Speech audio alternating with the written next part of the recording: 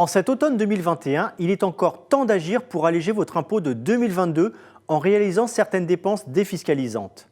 Certes, il est trop tard pour réaliser un investissement locatif cette année, mais vous pouvez encore alléger votre impôt de 2021 grâce à la pierre. En souscrivant des parts de SCPI, les sociétés civiles de placement immobilier, vous pouvez bénéficier de dispositifs type déficit foncier, Pinel ou de Normandie dans les mêmes conditions qu'un achat en direct. Le tout avec une mise de départ limitée à quelques milliers d'euros, ce qui vous permet d'ajuster votre besoin de défiscalisation à votre situation.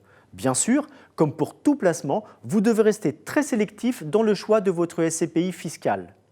Au chapitre réduction d'impôts, vous pouvez aussi souscrire au capital de certaines petites et moyennes entreprises ou vous orienter vers des fonds de placement comme les FIP et les FCPI ou encore les Sofica qui agissent dans le domaine du cinéma.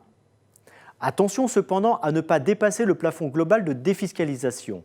Il est fixé, dans le cas général, à 10 000 € par an, sauf pour certains investissements qui permettent de bénéficier d'un plafond majoré à 18 000 € comme les investissements outre-mer ou les Sofica. Si vous avez l'âme philanthrope, vous pouvez aussi, d'ici la fin de l'année 2021, effectuer des dons aux organismes d'intérêt général ou reconnus d'utilité publique.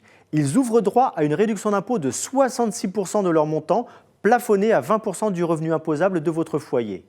Le taux de la réduction est porté à 75 % pour les dons aux organismes d'aide aux personnes en difficulté, Croix-Rouge ou Restos du Cœur par exemple, ou encore les dons aux organismes d'aide aux personnes victimes de violences conjugales.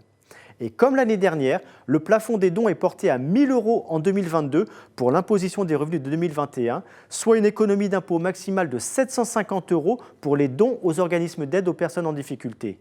Des réductions d'impôts qui s'appliquent également pour vos versements en faveur de la presse ou pour le financement de la vie politique. Sachez que vos réductions et crédits d'impôt ne sont pas pris en compte dans le calcul de votre prélèvement à la source. Pour pallier cela, si vous avez effectué de telles dépenses en 2020, vous recevrez en janvier 2022 un acompte de crédit d'impôt de 60 % de la part de l'administration fiscale. Il sera déduit des avantages liés à vos dépenses de 2021.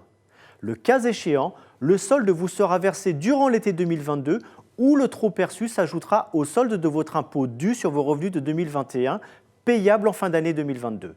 Si vos dépenses évoluent d'une année sur l'autre, vous pouvez moduler, voire annuler le versement de l'avance à percevoir en janvier 2022, et ce, jusqu'au 9 décembre 2021.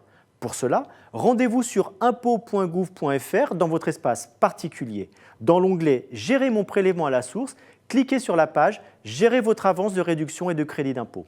Enfin, vous pouvez vous orienter vers un placement qui vous permettra de déduire les versements de vos revenus imposables à déclarer au printemps 2022.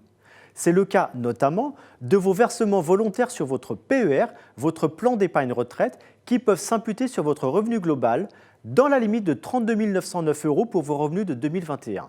Bien sûr, avant de souscrire ce type de produit, il faut garder à l'esprit qu'un avantage fiscal a toujours une contrepartie.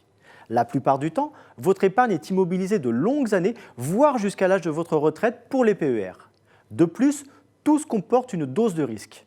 Défiscaliser n'a aucun intérêt si, à l'échéance du placement, les pertes excèdent l'avantage fiscal obtenu à l'origine.